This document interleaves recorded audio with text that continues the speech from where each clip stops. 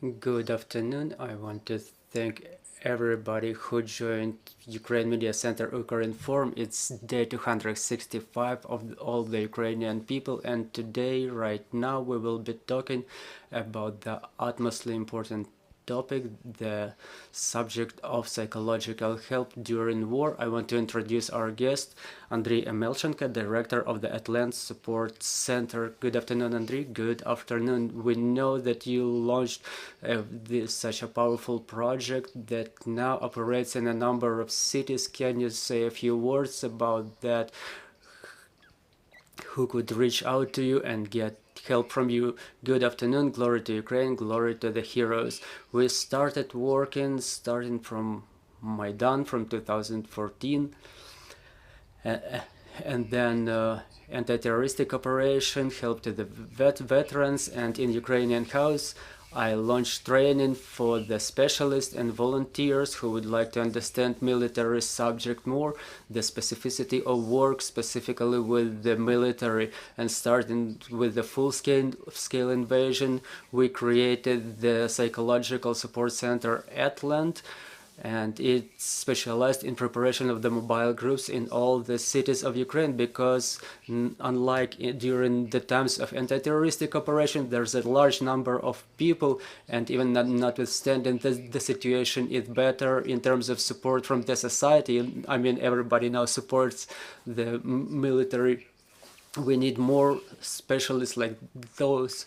And we have our operation in 6 cities: Kiev, Odessa, Lviv, Rivne, Sumy, Chernivtsi, and we have a team working in Great Britain who works with the relocated people mostly. And now the times are a little bit different and the approach changes respectively. So if working with the anti-terroristic operation veterans, we used the United States protocols. So that was the work aimed at returning the combatants back to the peace life. So now we work in between rotations. We don't have a task of returning the servicemen to the civil life. We have to retain them on the battlefield, so they change their system of values, which starts pivoting around survival. For the military, I call it as the arms that they use, the weapons they use. So they need to clean their weapons and to oil it. So it's the same that we do to the nervous system. So the guys, they have improvement in their cognitive characteristics, they feel better, and with the help of our specialists, they get rid of anxious thoughts, panic attacks, and they fulfill their duties better after that. And we plan rehabilitation after our victory. So those teams that work now as the mobile teams, they will be the centers for rehabilitation after the victory. Andriy, you're doing the most powerful, you're paying more attention like working behind the front lines, or do you go to the front lines helping our military there? Yes, right. We were at the forward edge of the battle area recently in Luhansk region. We worked with our guys. We traveled there. Now the team from Odessa, I completed the training recently for them, and now this Odessa team is preparing to work with the southern part. Yes, we make travels to the forward edge and we work there. So this is the way we have to do it now. We have to visit the guys. How long does it usually take, and is it possible to do it? We understand that we're in wartime and our military are at the front lines. Is it possible to do it within some short period, limited period? Well, there is a lot of moving parts, and I explained it specifically when psychiatrists visit me, the civil psychiatrists, and they have to reorient themselves because the usual methods and techniques don't work. Even at the first step when they establish communication, the first and foremost is communication and the trust. The trust you have to get from the military. When you have this trust, the technical part is even more simple than with the civils. There is a straight algorithm of work, but how you have to approach, it's even a lot more complicated than for the civil psychiatrist or psychotherapist, because the guys usually don't want to be worked with, even no matter that they need it a lot.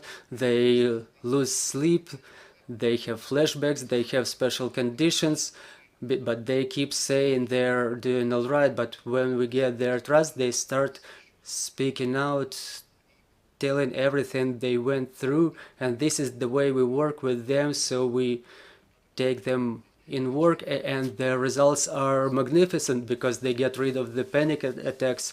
I worked with the guys who had suicidal thoughts. They were going to be decommissioned, but now they're back in the ranks. They're back to the battlefield, and they get rid of all those negative consequences.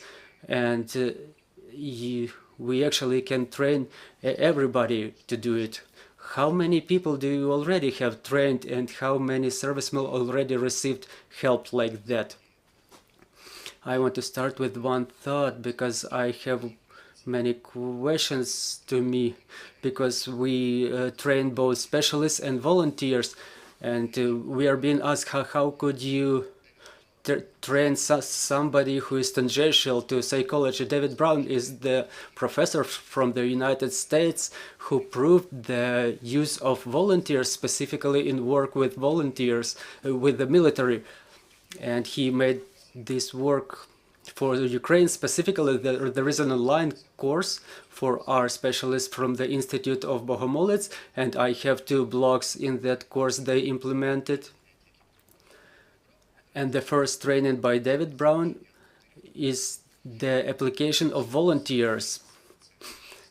Those courses are established in 6 cities of Ukraine, so we trained about 300 specialists and volunteers together. And we had a lot of consultation, hundreds of travels by the mobile teams.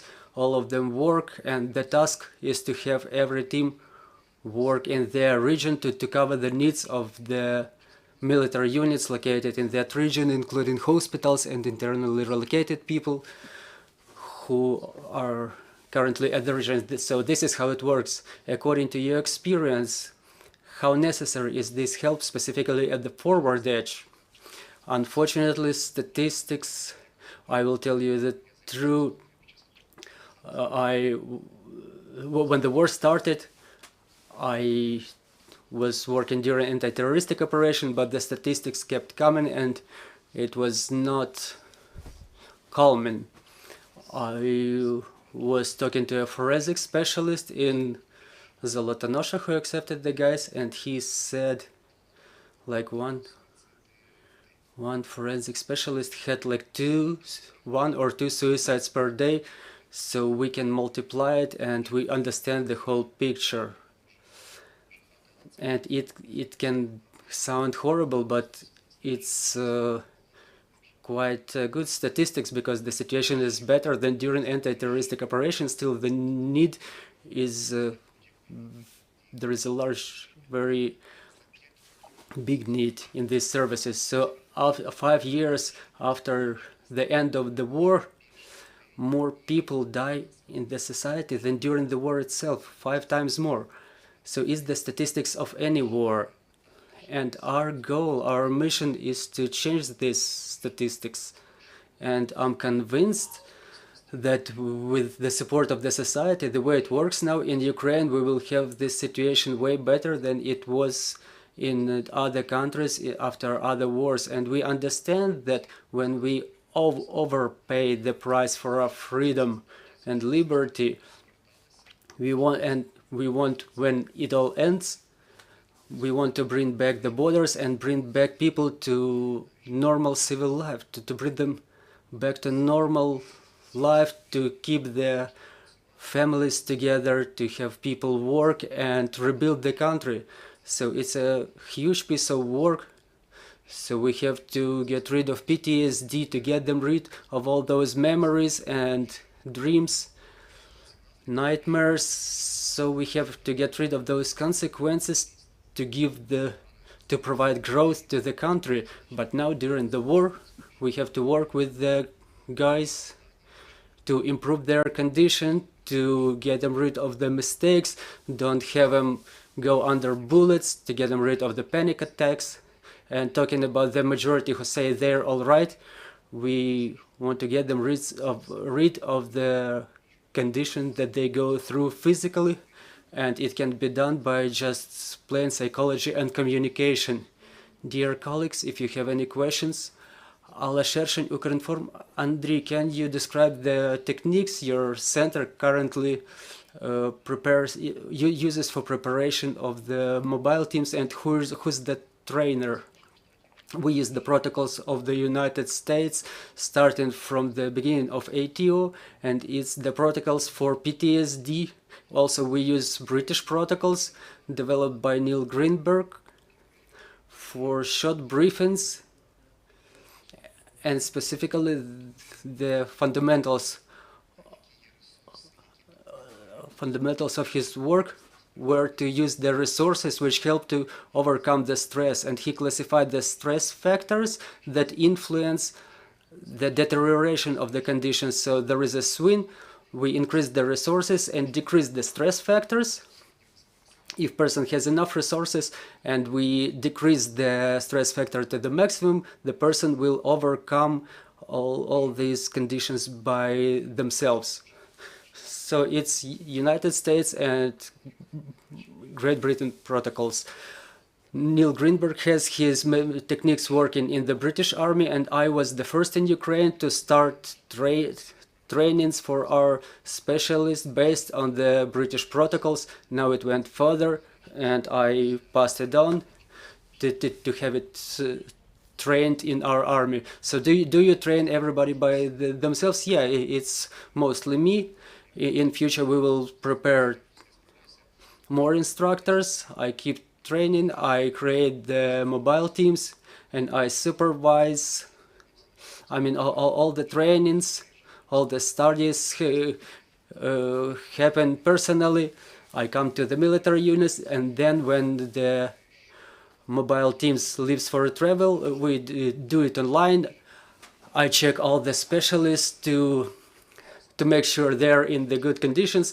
So just in case, I cover their back. If they identify any condition with certain servicemen, I can cover them to continue their work, to complete their work, so there are no consequences. What's the procedure for training of one mobile team? So they have a basic training, it's 4 days. It allows to work in between rotations, to communicate, to help the guys to speak out, and to work specifically through some points.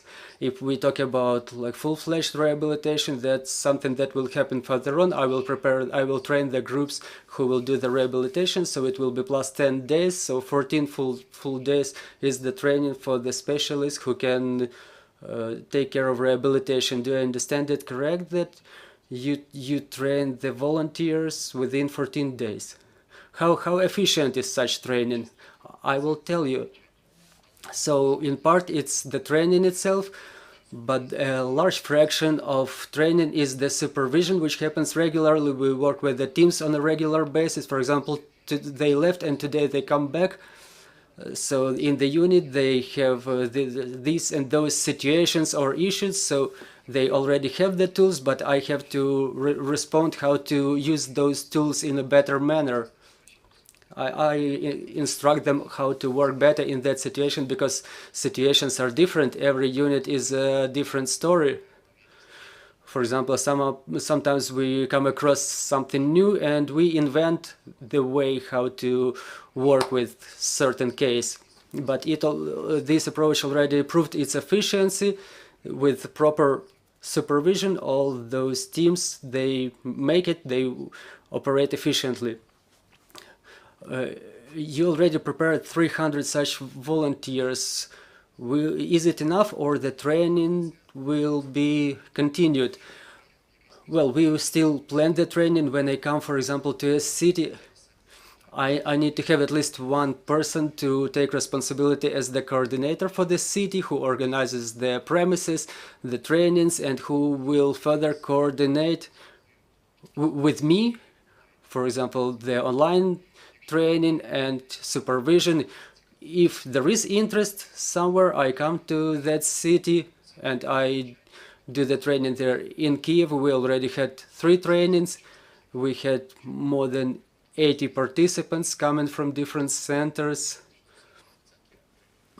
All the famous rehabilitation centers, they came to our training and asked to have this training with them. A lot of specialists, psychiatrists, psychotherapists come for military subject. They are good specialists in their field. They work well with PTSD, but they don't have enough understanding of the military specifics, and this is what they come for. Moreover, it's not the only thing I do. I implement the training for stress resistance for the military, for their preparation for the combat. We have trainings for the families of those perished. It's more like therapeutical groups, and for the families of the military as well. Those are mostly webinars for communication, how to give them the understanding of the military subject, how to communicate with the guys who come back from the front lines, to keep their families in good condition, so that the guys receive some support from their families. Can you please describe how the volunteers provide help to the military? I mean, the way it happens, they come or they live in the front lines. Yes, the mobile teams, they travel, but now I have military medics coming to our trainings and deputy commanders on morale and psychological help, so they will implement it in their units directly.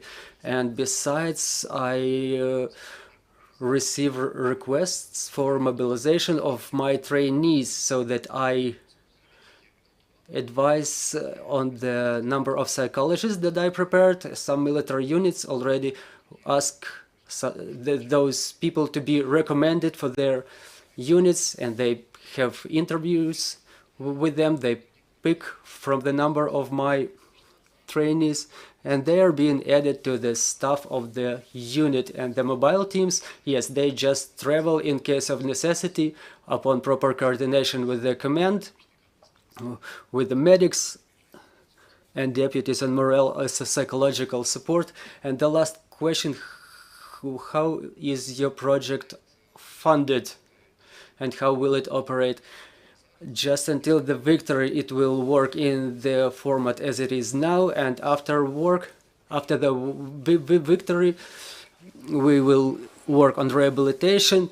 And now we work in terms of financing on a volunteer basis.